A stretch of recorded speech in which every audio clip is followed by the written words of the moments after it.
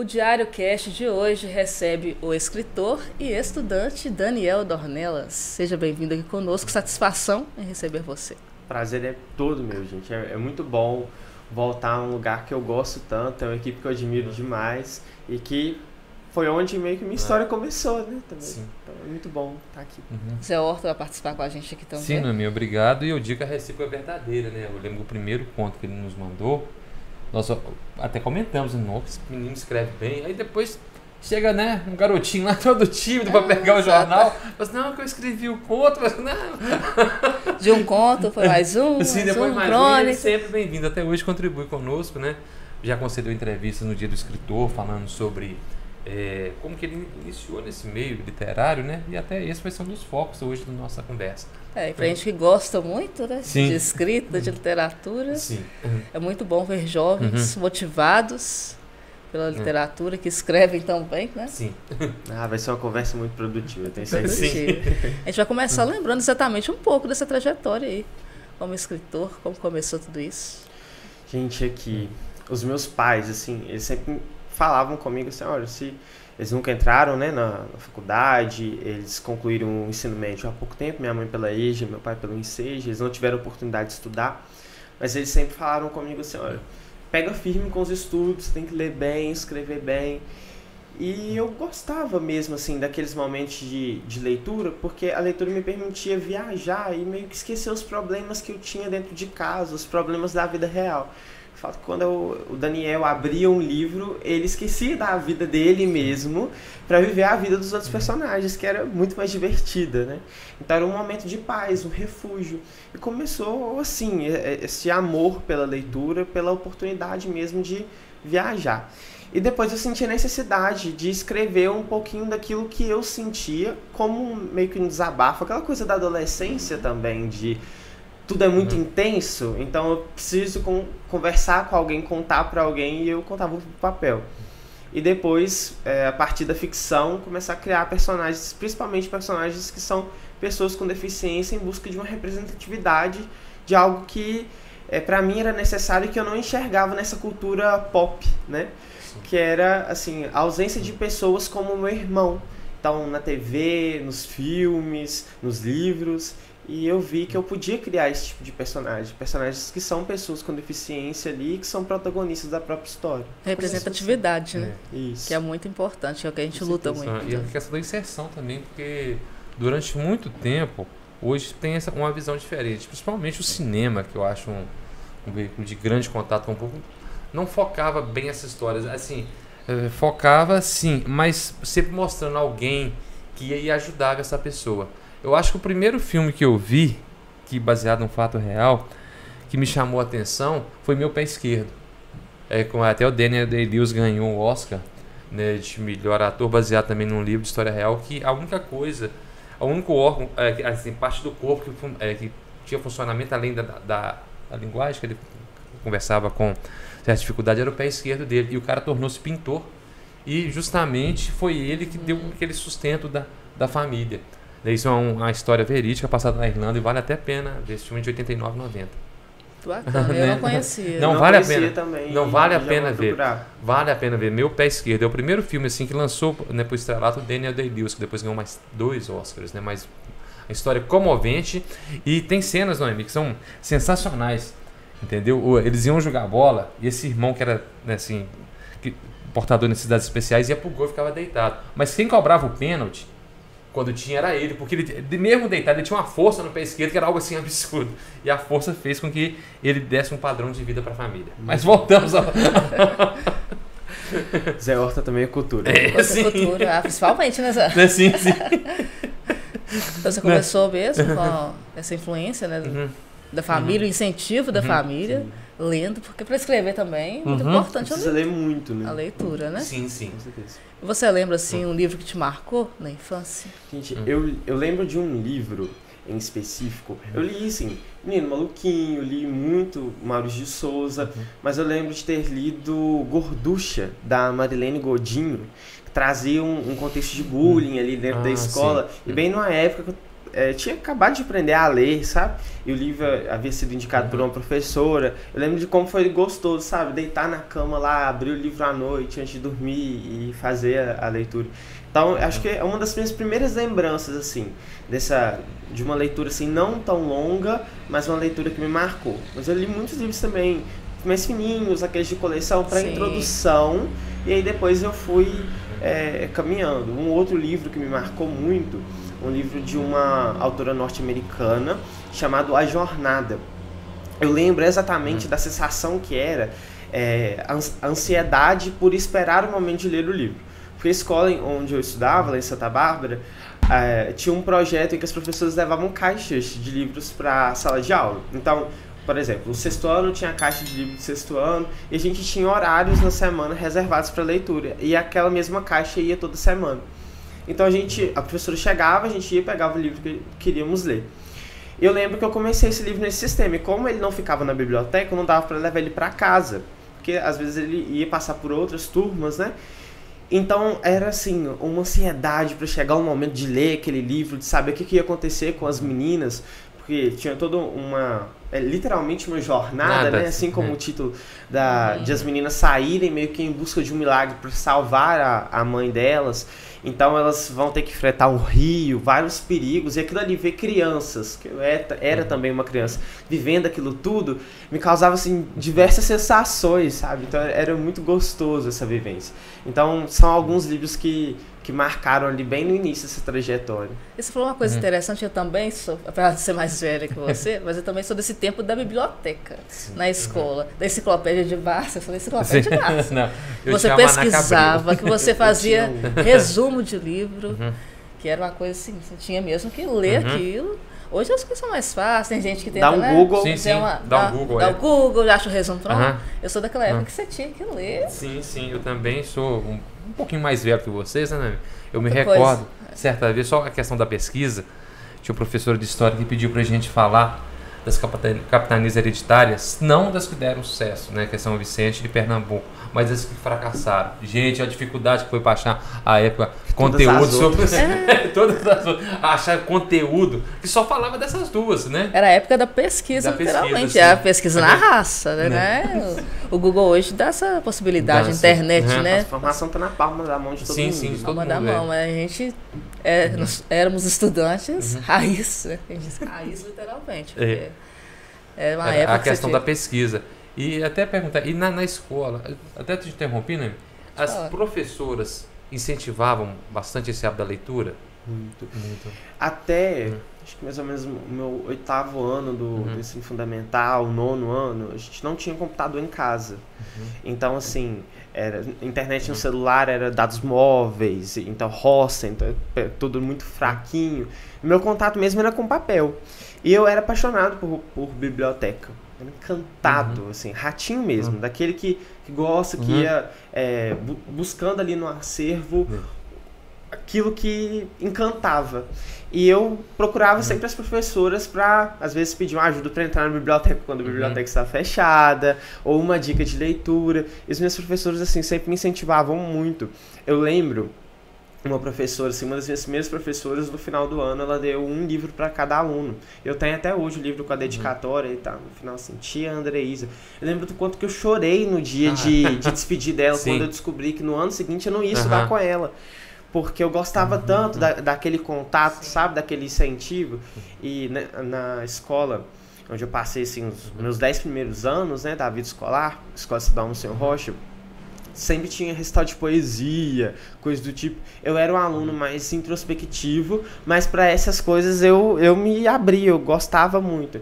Então, assim, era o meu momento. Eu também era. Estamos aqui, digamos, ainda. Aproveitar aqui a abertura, eu vou falar da escola que eu estudei, Classe de Matos, que sempre também incentivou os concursos literários. É isso. Eu estudei em Bom Jesus, né? E na época não tinha essa coisa, era mais a redação dentro de sala que a gente fazia.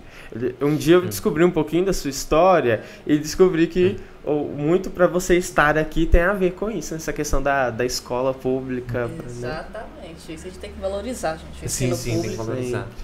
Porque os professores muito dedicados Realmente faz a diferença na vida dessas pessoas. Eu desenvolvi um projeto agora, no iniciozinho desse mês. Eu fui em 8 escolas e conversei com mais ou menos 1000 alunos da rede pública. E foi assim, uma experiência tão boa, sabe? Eu dediquei minha última semana de férias para fazer aquilo ali. E foi maravilhoso, porque muitas das vezes o aluno da escola pública, ele desacredita nele mesmo, sabe? Porque acha que nunca vai conseguir realizar um sonho, que não vai ter oportunidade, sendo que a escola pública oferece muitas oportunidades. Cabe a ele acreditar, né? E se agarrar aqui. Sim, ele tem o objetivo de traçar uma meta que a escola pública, sim, tem uma base, né, excelente. Muitas vezes as pessoas desdenham. Eu tenho um amigo, né, que estudou em escola pública, né?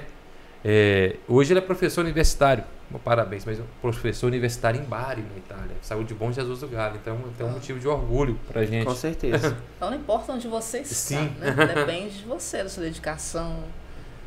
E isso a gente sempre valorizou, buscou valorizar muito essa questão do estudo.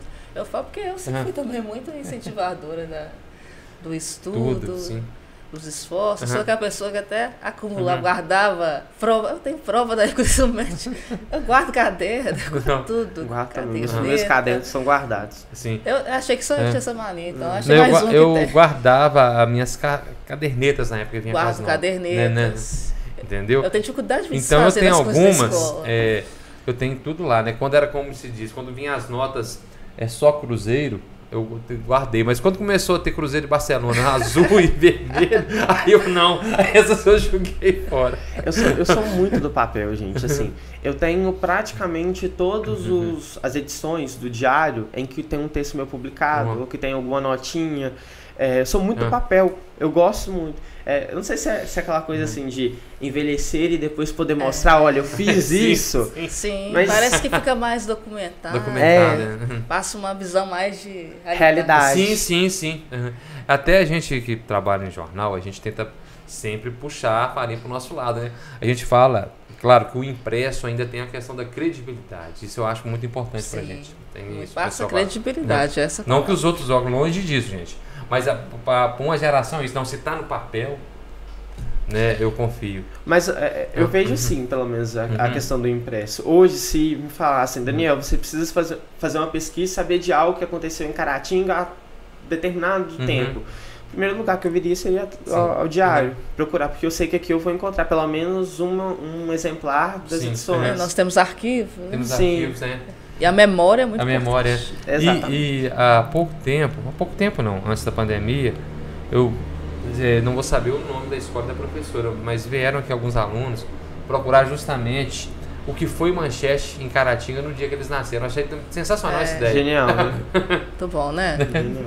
Achei sensacional. Muito bacana. E a gente tem umas imagens aqui, nós vamos passar. O Daniel comentar com a gente aqui alguns momentos, começando por essa imagem. Meu primeiro texto publicado no diário. E, gente, eu fiquei tão animado por isso aqui, porque, pensa só, eu nasci aqui em Caratinga, mas assim, sou de Santa Bárbara, cresci na roça, minha vida inteira, a infância toda ali, e pra gente... nós enxergamos os meios de comunicação como uma coisa muito distante de nós. É completamente fora da nossa realidade. Então, para mim, aqui é uma homenagem para minha mãe, um texto de Das Mães, que foi publicado ali na data. Então, foi uma realização de um sonho, sabe? Aquela sensação de, nossa, eu posso fazer isso? Então, eu também, mesmo tendo nascido aqui, sendo da roça, sendo pobre, eu também consigo alcançar esses lugares, aquilo que eu escrevo tem valor. E depois vocês ofereceram um texto para o Diário de Manhuaçu também, então eu ainda fiquei mais feliz porque foi alcançando mais gente. E o sonho de todo mundo que escreve é ser lido, né? Exatamente. Então o Diário me ofereceu essa oportunidade, foi assim, uma experiência sensacional. Isso foi o quê? 2018, por aí? Foi 2018. Olha só, gente, como que o tempo... 2018. Passado todo esse período, ele continua escrevendo. É sinal que a coisa tá boa, né? É porque é muito importante. A gente falou sobre essa coisa de documentar. A minha vida está documentada aqui, sabe? É muito do que eu tenho vivido. Né? Sim. Hoje eu pego um texto desse e eu olho e falo assim, olha, eu mudaria isso, mudaria isso, mudaria isso. Sim. Mas é tão importante que ele seja daquele jeito, porque eu vejo o Daniel lá de 2018, ali, 16 anos. É muito interessante isso a gente reler. Por exemplo, eu comecei no jornalismo escrevendo sobre música, até no Jornal Diário do Aço. A Gorete era editora do caderno, uma amiga que eu tenho, Gorete Nunes, até sempre contribui conosco, era editora de um caderno e me convidou para escrever.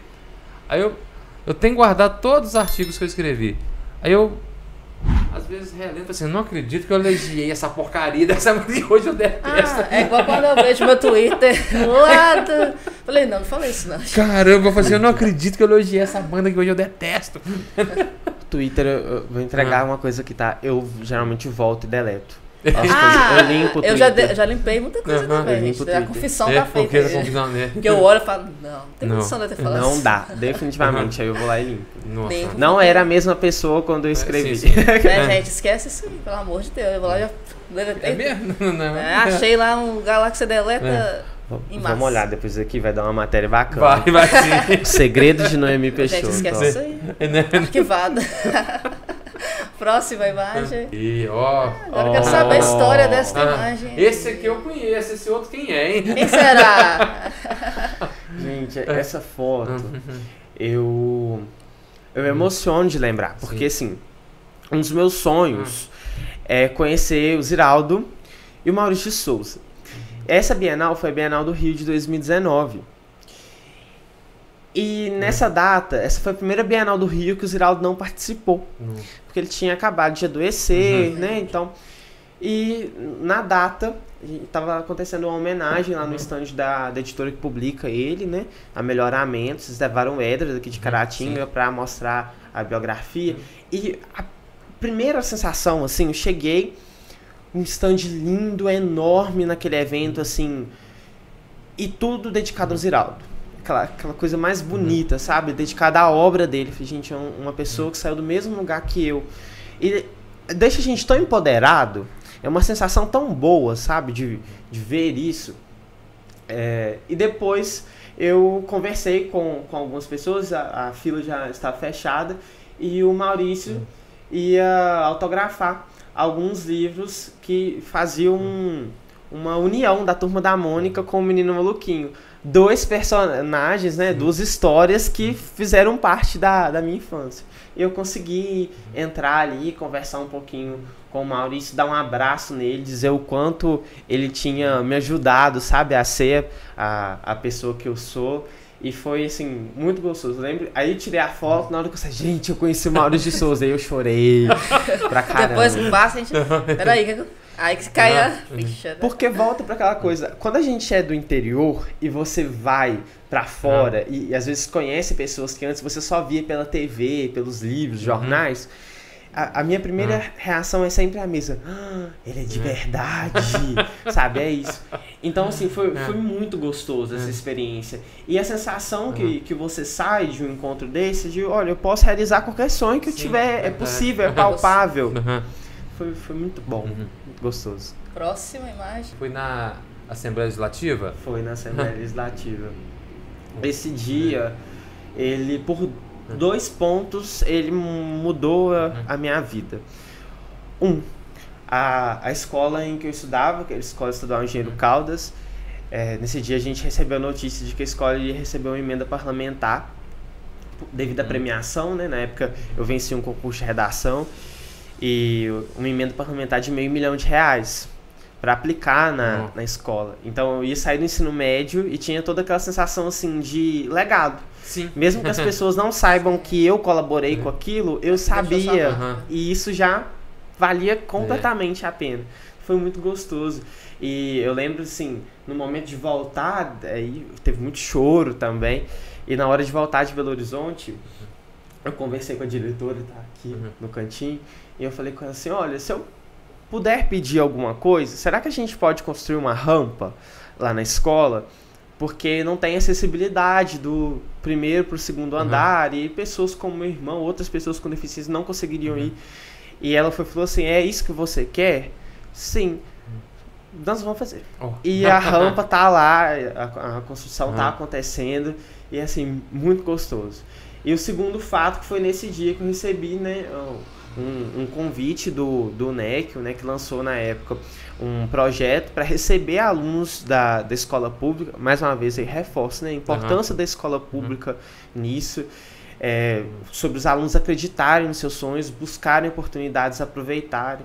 Então, tanto eu, com o concurso de redação, quanto os alunos da Olimpíada de Língua Portuguesa, lá de Santa Bárbara, que haviam ganhado na época, né, recebemos a oportunidade de entrar no ensino superior.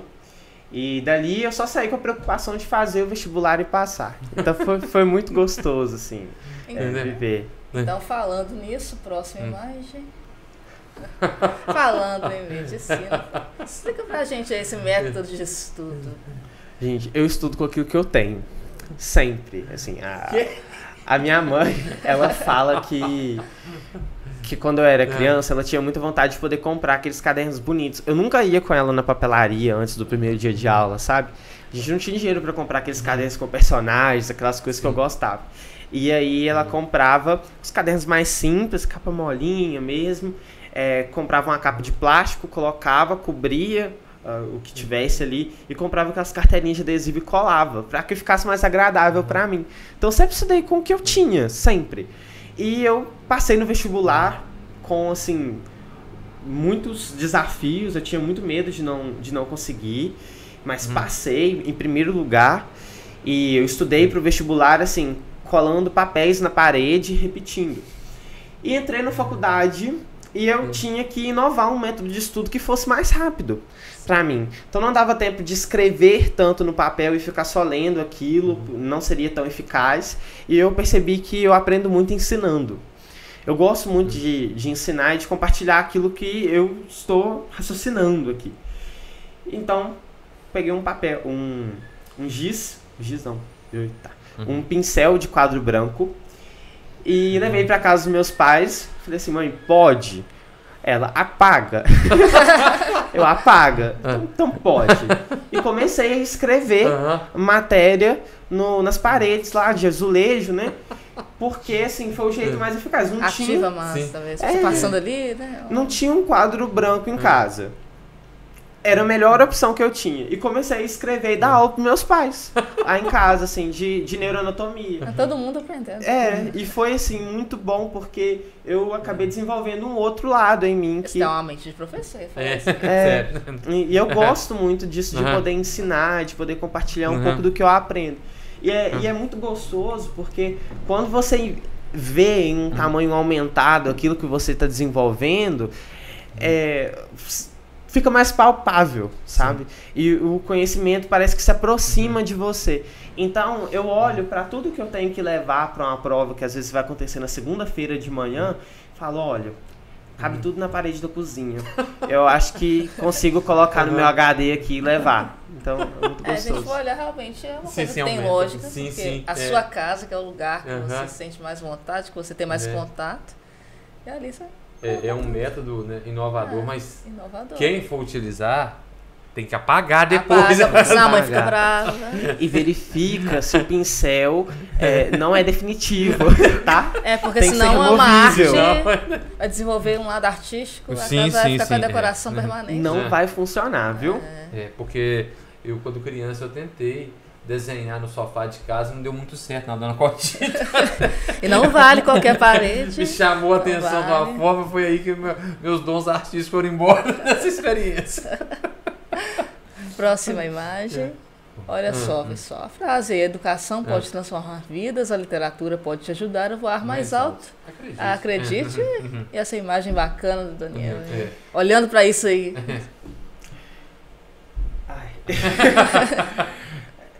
Essa foto, ela foi tirada para a campanha de vestibular desse ano do NEC. E assim, eu duvidei muito, por muito tempo, que eu fosse conseguir realizar o sonho de entrar na faculdade, o sonho de ser médico. Por quê? Você nasce em uma família muito humilde, na roça, estuda em escola pública, não tem dinheiro para estudar nas melhores escolas, nem para ter os melhores materiais, as melhores condições de estudo. Então, você vai se apegando a alguns exemplos que uma ou outra pessoa dizem que existem, mas tudo parece muito distante, muito impossível. E às vezes as pessoas me perguntavam assim, o que você quer ser quando crescer? E eu falava, eu quero ser médico. Mas você não tem cara de médico, não. Você não leva jeito pra isso. E isso vai se internalizando, sabe? E por mais que os meus pais, alguns professores dissessem que eu podia realizar, que era assim um sonho possível, é como se quando uma pessoa diz que não dá certo, tudo desaba, sabe? Então eu vivi isso por muito tempo, até chegar no terceiro ano do ensino médio e tudo mais. Então olhar para essa foto e saber que aquilo que eu me segurei nessas palavras, que a educação transforma vidas. Eu precisava reforçar isso para mim todos os dias, para que a minha vida também fosse transformada. A literatura pode me fazer voar mais alto. Às vezes as pessoas viravam para mim e falavam assim, olha, larga esse livro, vai ler. Ficar lendo literatura, vai pegar a matéria do vestibular e estudar, que vai ser melhor para você. E eu não conseguia abandonar a literatura porque eu via na literatura, assim, esse refúgio. Foi ali que tudo começou também. Sim, eu via na literatura esse refúgio. Era o meu início. Então, pra mim, eu precisava estar ali. E ver que hoje funcionou, que deu certo. Estou no quarto período. Então, assim, faltam 1.580 e poucos dias para formatura. Contagem regressiva? A contagem regressiva, né? Então, assim, é muito gostoso, gente. É um prazer. E aí tem dias que eu chego em casa muito cansado. Muito cansado. Porque não é fácil. Nem podia ser. Mas a sensação de... não de dever cumprido, mas de que vai ser possível, sabe? Eu penso muito na minha família, principalmente. Eu sou o primeiro da família da minha mãe a ingressar no ensino superior. Então, meu avô materno é analfabeto. Então, é muito bom saber que, de alguma forma, eu estou mudando não só a minha realidade, mas a da minha família também. E fazendo o possível para inspirar outras pessoas. Sim, vai impactar na vida de outras pessoas também, né? Com certeza. Então, a gente vai entrar agora, já que nós estamos falando de literatura também, os livros aí que você já escreveu, né? Contar pra gente aí. Eu publiquei alguns contos, né, em livros. Um deles foi lançado na Bienal do Livro de 2019, lá no Rio de Janeiro. Foi quando eu tive aquela oportunidade maravilhosa de conhecer o Maurício e outros escritores que eu admiro, né? E sempre foi muito gostoso poder publicar, principalmente em livro, porque o livro também era uma coisa que eu só encontrava na biblioteca. Muitas vezes eu não tinha dinheiro para comprar um livro e levar para casa. E aí ver o meu nome, ver uma história que eu criei ali, é maravilhoso. E a sensação é essa. E desde então eu não parei. Todo ano eu acabo publicando pelo menos algum conto, alguma crônica em livro. Tem planos aí para talvez no ano que vem publicar um livro de não ficção. O meu avô, esse que eu comentei que é analfabeto, né? Ele foi atropelado há mais ou menos 90 e poucos dias aí, lá em Santa Bárbara, e ele entrou em coma. E eu entrei em um processo de luto, porque é um luto por uma pessoa viva. Vivo, mas ele não conversa comigo. É como se naquele dia o meu avô tivesse falecido e eu tivesse contato com uma outra pessoa totalmente diferente. E assim, a medicina diz que essa comunicação é impossível, que ele não me entende quando eu vou pra lá e toco ele, converso com ele. Mas eu, como neto, acredito no contrário. Então eu comecei a escrever cartas para ele, para contar o que está acontecendo, para levar e ler para ele alguma dessas cartas. Eu encontrei mais uma vez na literatura o meu lugar no mundo, sabe? Um jeito de resolver um pouquinho do que acontece aqui dentro. Então, até como uma forma de homenagear o meu avô, tá aí em uma internação já de mais de 90 dias, né? Eu pretendo, em um futuro, publicar essas cartas, assim, e mostrar também para as pessoas que a literatura, ler não é terapia, mas pode ser terapêutica, e a escrita também. Sim. O pessoal tem aquela coisa, né? muitas vezes que a cultura, a arte seria um refúgio, mas eu acho que é lá onde as pessoas se encontram. Não é um refúgio, é onde as pessoas se encontram. A gente não se perde nos livros, né? A gente se encontra neles. E que o Daniel nos motive, né? Sim, ele é um exemplo. Tomar vergonha na cara que a gente não fez um livro até hoje. Eu só tenho um conto que eu fiz em homenagem ao meu avô, você falando assim, né? O vovô Totô, que o professor Eugênio publicou num livro dele. E agora, né, tem essa do Ziraldo aí, que o Edra nos convidou, né? A Noemídia também já participou do outro livro do Edra, então, mas assim, é coisa, né, bem... também já participei, né? Mas a gente nunca fez assim. Assim, eu tento escrever livro, quando eu ler assim, vai, porcaria, aí eu falo. Eu confesso que eu também tenho coisas guardadas aí. Entendeu? Tá guardando ouro aí. Eu tenho, mas eu confesso que realmente não dá, é muito ruim mesmo que eu escrevo. Fala que é ruim. Essa é verdade. Eu já li o seu conto publicado para o seu avô. E é bom, sim, tá, gente? Obrigado. Não acreditem nele, não. Ele tá tentando. O jornalista compartilhando fake news. Absurdo. Pode uma coisa dessas. Ele é meu amigo, gente, é por isso. Entendeu? E outra coisa, eu gostaria de perguntar também, um adolescente, né, que não tem um hábito. Hoje nós temos a internet só assim, para ele começar a ler. Quais livros você indicaria? Eu não vejo a internet mais como algo para competir. Sim. Com a leitura. Para agregar, né? Eu vejo a internet como algo para agregar. No ano passado a gente viu assim no mercado do livro, eu acompanho muito, assim, leio as notícias, o que está em alta. Eu enxergo muito a literatura não só como um hobby. Para mim é também um trabalho, é uma coisa que eu pretendo fazer ao longo da vida. Eu sonho muito alto com publicações. Tenho vontade, sim, de publicar por grandes editoras, fazer turnê de... Lançamento, fica registrado aqui. Lembra da gente pra chegar lá. E tudo mais. E a gente viu no ano passado livros que apareciam muito no TikTok, porque adolescentes começaram a gravar vídeos contando a experiência de leitura, e esses livros começaram a ser mais vendidos e figurarem ali, topo da lista de mais vendidos, Publish News, Veja, né? Então, eu acredito que a internet pode agregar.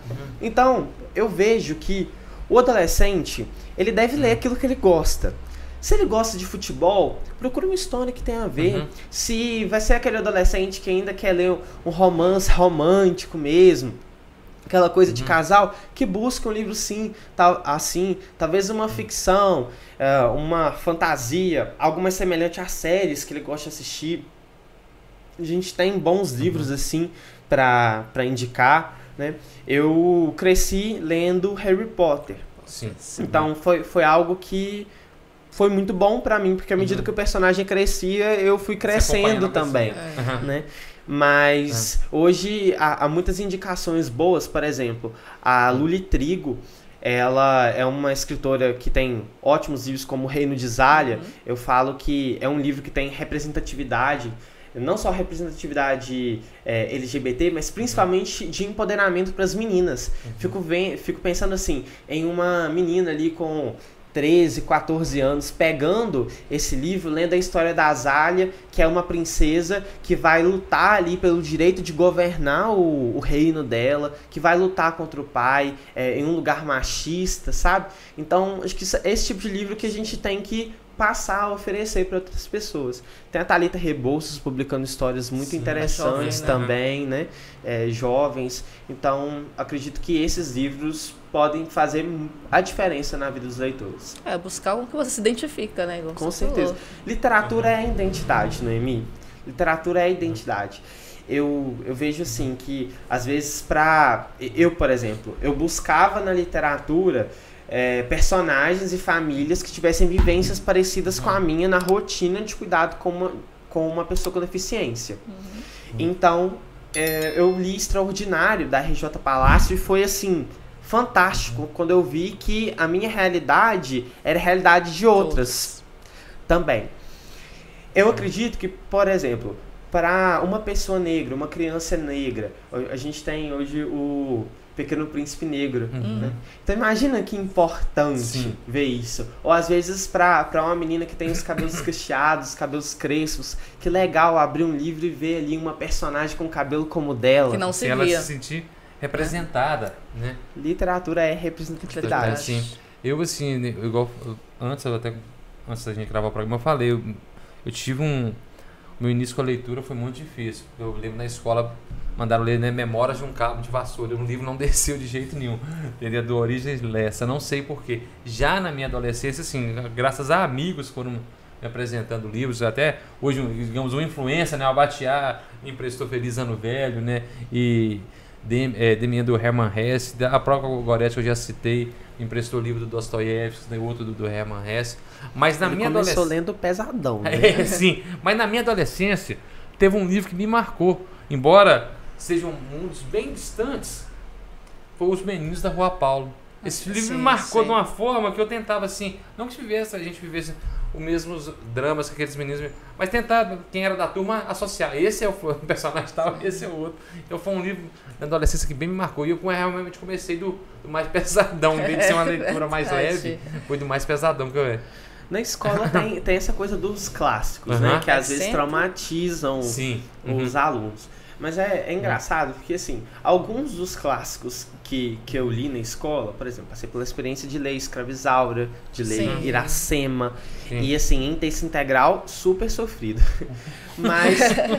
Macunaíma, são típicos, né? O herói sem caráter, o herói sem caráter. Então, assim... Passei por essas experiências, mas eu, por exemplo, li Jorge Amado, Capitães da Areia. E a experiência de viver um pouco daquilo que os personagens passavam, né, a aflição de tudo aquilo que eles viviam, foi algo bom no aspecto de abrir os meus olhos para o que é o Brasil de verdade. Sabe? Então tem experiências que são muito importantes, né? E nessas visitas assim que eu fiz as escolas, agora no início do mês, eu vi que tem uma tendência também ao acervo das escolas começarem a receber livros mais jovens. Então eu fico muito na torcida, sabe? Para que os jovens eles tenham contato com esses livros. É importante, mas que os clássicos e os livros mais populares agora, os novos livros, que eles estejam ali próximos. Né? Acho que todos eles têm algo para oferecer. É porque uma coisa leva a outra, né? Eu me recordo, voltando à questão da música, quando eu era adolescente, né? Tinha umas bandinhas assim, mais ou menos, muito mais ou menos hoje que a gente olha e a gente gostava, mas eles citavam as referências. Não, nossa referência é Clash, Sex Pistols. A gente ia procurar, né? Que tipo de som, as referências, né? Entendeu? E passava até a gostar dessas músicas também, né? Dessas bandas, né? Tanto é que Sex Pistols e Clash eu ouço até hoje, apesar da idade, mas eu ouço ainda. Mas a gente... Né? Coisa da infância que a gente ainda se apega. Com certeza. E outra coisa, Nami, que a gente poderia olhar o Daniel também, que ele tem, a gente fala de internet, ele tem um programa, não é isso? Né? Assim, na internet. Eu tenho um projeto com as pessoas que me acompanham na internet, sabe? Eu comecei ali com um blog, onde eu publicava as resenhas dos livros que eu lia. E esse blog, ele teve um bom alcance, né? Então eu passei a publicar no Instagram também pequenos textos, contando um pouquinho da minha experiência de leitura. Isso começou lá em 2016, então olha só, 2 anos antes de eu publicar pela primeira vez no diário, né? E isso foi muito bom pra mim, porque as redes sociais me ofereceram ótimas oportunidades, sabe? E ali eu vou compartilhando as minas experiências de leitura, às vezes estou lendo de madrugada e posto lá, olha só pessoal, trecho que eu encontrei aqui, acho que vocês podem aprender alguma coisa. Eu vou compartilhando dica de leitura, promoção de livro, muito nessa coisa de incentivar, porque eu acredito que nós podemos aprender muito pelo exemplo. E às vezes a pessoa fala comigo assim, Daniel, eu não tenho tempo de ler. Não consigo ler, a vida é muito corrida, trabalho de manhã, de tarde, de noite, chego em casa, tenho ainda a casa para limpar, vou dormir muito tarde. E eu entendo o que é isso, essa correria assim, da vida adulta e vários boletos para pagar e muita coisa para resolver. Mas eu sou a favor assim, da leitura nos seus 10 minutinhos ali. Um pouquinho, né? Hoje tem uma coisa assim, as pessoas, a gente, nas aulas de microbiologia na faculdade, a professora comenta assim, beijo Elsa, a professora comenta assim, gente, as pessoas hoje em dia levam o celular pro banheiro e o celular é muito sujo e tudo mais, e nós chegamos a fazer um teste, né, até na faculdade para ver as bactérias que haviam ali no celular. Mas hoje a gente foi trocando alguns hábitos. Antigamente as pessoas levavam até livros, né? Livro, revista, sim. E eu sou a favor disso. Eu sou a favor de levar, assim, eu tô sempre com um livro na mochila. Se eu vou pegar um ônibus, é 10 minutos, 15 minutos, eu tô no ponto de ônibus, eu tô ali com você tá ocioso, aí outra coisa, né? Eu costumo ler no ônibus, que eu venho de Bom Jesus pra cá todos os dias, então reserva um tempo pra leitura. Eu faço isso também. Eu, por exemplo, eu não gosto de e-book, essas coisas assim. Eu não consigo me livro, adaptar ainda a ler dessa forma. Pra minha leitura é pegando papel. E eu tô lendo até o quarto que volume da edição Brasilis, né? Do Eduardo Bueno, falando sobre a história do Brasil. Né? Pois é muito bacana. Eu aproveito esses momentos, assim. Sim, e é o que eu falo, gente. Se você começar a ler 10 páginas por dia, ao final do mês você vai ter lido um livro muito grande. Sim, sim. Sabe? E a principal vantagem da leitura, que amplia nas suas ideias, né? Melhora seu vocabulário. Conhecimento. São coisas assim. Você pode estar lá na Tailândia, né? Sem nunca ter pisado na Tailândia, né? Tem uma escritora da qual eu gostava muito. Aconteceram algumas coisas aí. Mas eu gostava muito dela. E ela compartilhava assim, um raciocínio que eu acho interessante. Que o que nos difere dos outros seres na face da Terra é a nossa capacidade de aprender com a experiência que outras pessoas viveram. Sim. Exatamente. E nós podemos aprender. Então, se você pega um livro ali, seja de ficção, não ficção, com certeza vai ter algo que você vai conseguir absorver. Você vai poder levar para sua vida. Então, eu defendo isso. Assim, eu tenho um clube do livro virtual que eu medio. E às vezes a meta de leitura ali é 15 páginas por dia, 10 páginas por dia, sabe? E é possível, é uma meta palpável. Sim. Dá pra chegar lá sim. E ao final do mês, assim, a gente vai fazer uma discussão. Sempre tem algo que... Nossa, eu vou levar isso pra vida. Sim. Eu sempre falo muito com meus amigos. Leiam, que vocês nunca vão boiar nenhum assunto. Verdade. Tem que ler. Participar. É ruim quando as pessoas estão falando de determinado assunto. Você fica tá ali com aquela cara de paisagem. Leia, porque sempre você vai... Tem alguma coisa ali pra saber. Vai tirar alguma coisa e aquilo sempre faz parte do nosso cotidiano. Na hora. Sim. Aquilo que eu até falei uma vez, que a Noemi, até hoje, costuma pegar no meu pé. E uma vez vieram as crianças aqui, né? Aí eu falei, um discurso que tem numa das peças de Shakespeare. Né? Filho, leia, pois quem lê nunca será escravo. Entendeu? Então esse é o conselho que eu dou. A pessoa aprende a pensar por si mesmo. Entendeu? A Noemi fica mais falando com as crianças. É Shakespeare, não sei o que. Aí os meninos estão assim. Bem pequenininho. Não vai pegar filosofia. Não vai pegar filosofia. Aí ele empolgado, né? Os meninos lá, se ganhar a carinha, tipo assim, esse cara tá doido? É engraçado, porque eu lembro de uma das primeiras conversas que eu tive com você, você me falou que um dos seus livros favoritos era Hamlet. Sim. É isso que ele falou. Hamlet. Shakespeare em Hamlet, aí os meninos estão assim. Eu gosto muito de Hamlet, né? Tanto é que tem um filme... Recebemos. Né? Um filme, até dirigido pelo Kenneth Branagh, né? Que foi até indicado ao Oscar de melhor roteiro. Quando eu vi o filme original tem quase 5 horas. Entendeu? Tem a versão de cinema 2, eu cheguei a ver a original e falei assim, ô Kenneth, espera aí, ajuda aí. Você não fez roteiro nenhum, você simplesmente jogou o livro Shakespeare, que era pra concorrer de melhor roteiro, pô. Porque você simplesmente pegou o livro e jogou ele todo na tela.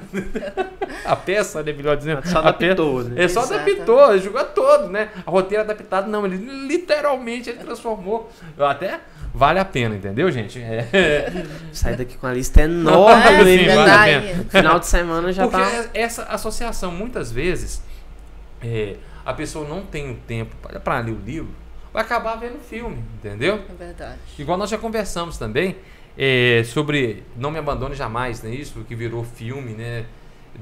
Muitos viram filmes, né? Às vezes a pessoa tem preferência por assistir o filme. Até me fugiu o nome daquele escritor. Porque ganhou o Nobel. Nossa, esse livro é muito bom. Eu não assisti a adaptação, mas o livro é sensacional. Não, o filme eu achei sensacional. O livro eu não li ainda, entendeu? É uma ficção científica centenária, é sensacional. Nossa. Ficção científica é muito assim, bom. Uma ficção, mas assim, centenária, é maravilhoso. Fica a dica, tá? Não Me Abandone Jamais, Kazuo Ishiguro, publicado pela Companhia das Letras. Livro excelente. Companhia das Letras? Patrocina propaganda, mas assim, quem divulga, quem edita, ainda mais hoje, essas maravilhas tem que ter. Tem que ser reconhecido, verdade. Nós vamos mudar um pouquinho o foco aqui, porque o Daniel, como defensor da educação, nós estamos num ano político, Queria que você falasse um pouco pra gente da importância da política também nesses processos aí, de decisão, de mudanças. A gente tem, acho que de hoje até o dia das eleições, 44 dias, certo? Sim. Então, nós temos 44 dias para escolher as pessoas que vão nos representar pelos próximos 4 anos. Sim. E eu peço encarecidamente a você que está assistindo a gente, pra, na hora de escolher o seu candidato, pense em alguém que valoriza a educação. Em alguém que acredita mesmo na educação como algo transformador, assim como eu acredito, Noemi, o Zé Horta aqui. Porque hoje os nossos jovens estão muito desmotivados. Eles não veem mais a possibilidade de sonhar, de realizar os seus sonhos. Muito porque todos os dias você vai ao supermercado, tudo cada vez mais caro, a vida fica cada vez mais inviável no Brasil, né? Então, isso tem ceifado muito da esperança. E a educação, ela tem esse poder, sabe, de motivar, de ser como uma mola propulsora que vai permitir esse salto, sabe?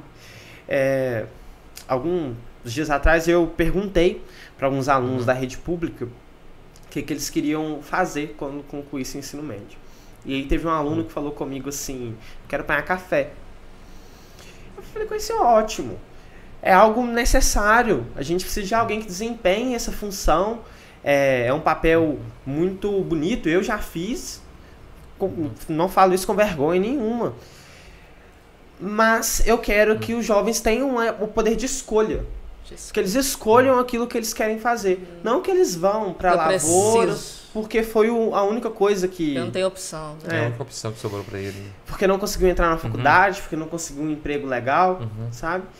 É muito conveniente, principalmente para as famílias que governam há anos e anos, que as pessoas pobres, baixa renda, enfim, estudaram a vida toda na escola pública, que elas não ocupem espaços que sempre foram elitizados. Sim.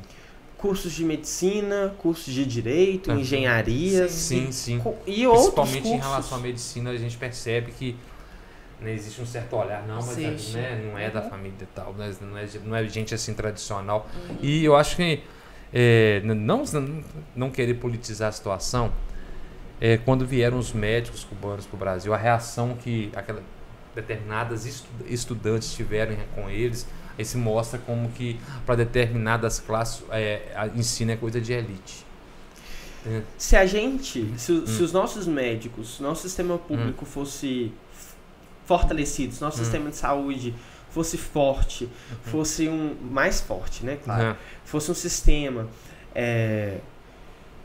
que realmente encantasse os alunos de medicina a ponto de, no momento em que se necessita de um médico para levar a saúde para povos indígenas, para populações ribeirinhas e para várias outras cidades em que a população fica sem acesso a um médico simplesmente porque não tem alguém que queira ocupar aquela vaga porque o salário é baixo ou por N outros motivos, a gente não teria vivido essa experiência. E esses médicos, os médicos cubanos, eles eram uma coisa muito linda, porque eles ocuparam espaços e levaram saúde pra gente que antes... Locais remotos mesmo. Sim, não tinha. Locais remotos, eu me recordo, me fugiu o nome, já um médico, na época ele já tinha uns 50 e poucos anos, isso foi 2000 alguma coisa, na revista Caros Amigos. Ele foi o melhor aluno de medicina da USP em um determinado ano, foi trabalhar na Amazônia, povos indígenas, porque essa vocação, foi assim, aqui que eles precisam do médico. Lá em São Paulo, da minha terra, tem muito médico aqui e por lá ele ficou. Hoje eu tenho um encanto muito grande, assim, por essa medicina mais humana, essa medicina que abraça o público, o SUS, muito por referências que eu tenho hoje dentro da faculdade. Tem uma tríade, Mônica, Igor e André, do SAD, que com certeza fantásticos. E eles mostram, assim, a cada aula o quanto é importante a gente acreditar mesmo de verdade no SUS, o quanto é importante que nós venhamos a ocupar esses espaços, porque é onde de verdade as pessoas precisam. Sim. Então, eu acredito nisso. Então, já que o assunto agora é política, na hora de escolher o seu candidato, pessoa que está nos assistindo, que você, por favor, pense em alguém aí que acredita na educação, alguém que vai investir, que vai fortalecer e não desmontar o SUS. A gente precisa disso para o nosso país poder seguir adiante. Do contrário, vai ser só retrocesso. Precisamos de uma rede pública de saúde forte. Né? Porque a nossa população do Brasil, no geral, é carente. Não tem uma consulta. Né? Os exames são caros, a gente precisa de um sistema de saúde forte. Tem um sanitarista, acho que o nome dele é Gonzalo, da USP. Ele tem uma frase que eu acho muito importante. Ele fala assim: o SUS ou a barbárie? Sim. É isso. Né? Isso já diz tudo. Né? E sempre vamos falar da tradição sanitarista do Brasil, né? Oswaldo Cruz, Adolfo Lutz, Vital Brasil, né? Essa galera aí que fez muita coisa pelo Brasil. Né? Carlos Chagas é referência. O Brasil é referência nessa área. A gente não pode retroceder, não. Pelo contrário, a gente tem. E a gente tem retrocedido. Tem que crescer cada vez. Quando a gente vê, por exemplo, uma revolta antivacina. Coisa que aconteceu há 100 anos atrás, agora, né? É coisa absurda, né? No Rio de Janeiro, no início do século passado, mas peraí, esse ano, com toda a informação que tem, contra a vacina é brincadeira, né? O meu irmão pegou Covid. E era, assim, o meu maior medo, desde o início da pandemia, que o meu irmão pegasse Covid. Justamente por ele ser uma pessoa com deficiência. Eu temia demais que isso acontecesse, porque eu sabia que se ele pegasse, principalmente naquele início da pandemia, ele iria ter complicações e teria uma maior chance de ficar grave. Mas o meu irmão, depois de 3 doses da vacina, veio a ter Covid. E a gente só realmente percebeu que era Covid porque eu fiquei, vamos fazer o teste. Então, assim, foi super tranquilo. Isso não teria acontecido se não fosse pelas vacinas. Sim, verdade. A vacina faz parte da gente desde a infância. Desde a infância, qual é a dificuldade de entender isso? Sim. Gente, e vacina de graça até na testa? É verdade, assim, né? Cadê Brasil? E ficou essa revolta absurda, né? E vale lembrar o seguinte, o Brasil tem um dos melhores sistemas de vacinação do mundo. Né? A gente tem mania de... Pega a pirraça, depois já pra vacinar. Não dá do mundo, né? Não dá mesmo. Não dá. Então, acho que a gente vai ser. Eu acho que se a gente continuar conversando, a gente vai virar o resto do dia, né? O dia todo. Nós vamos nos encaminhando, então. Mas vamos fazer, né, com o Daniel Dornelles, parte 2, a missão. Né? Já deixa aqui já volta aqui. Agendar a nossa parte 2. É sempre um prazer estar aqui. Te agradeço muito a participação, Daniel. Uma satisfação te receber aqui. Olha, um motivo mesmo de nos orgulha mesmo, entendeu? E a gente sabe, né, o tanto que ele gosta aqui do jornal, ele sempre divulga, a gente é muito grato por isso. Eu tenho um carinho imenso pelo diário, vou continuar tendo. Eu vou publicar muito com vocês ainda, vamos desenvolver vários projetos juntos. E sou apaixonado pelo diário. Tá aí. Quem sabe até não sai um livro aqui dessa. Já pensou, né? Nós três aqui, né? Quem sabe? Vamos pensar. Vamos verdade. Pensar, hein? Vamos pensar, é um projeto a ser. Você que tá assistindo. Aqui, ó, nasce, né? Nasceu um projeto aqui desse podcast. Eu apoio, hein? Desse podcast. Hashtag apoio. Muito obrigada, então, Daniel. Foi ótimo. Muito obrigado pelo convite. Você que está nos assistindo, não se esqueça de se inscrever no nosso canal pelo YouTube. Também tem as redes sociais do Daniel. Sim. @lendo com Daniel lá no Instagram. E aqui no YouTube, youtube.com/Daniel Dornelles. O nosso aqui, @Diário de Caratinga Oficial. Vou passar o meu também, aproveitando. Claro, jornalista no MP Peixoto, José Horta, @sem Instagram. Eu não tenho Instagram, tá? Mas quem nos assistir, dá seu like aí, fazendo favor. Por favor. Continue com a gente, então. Até o próximo. Tchau.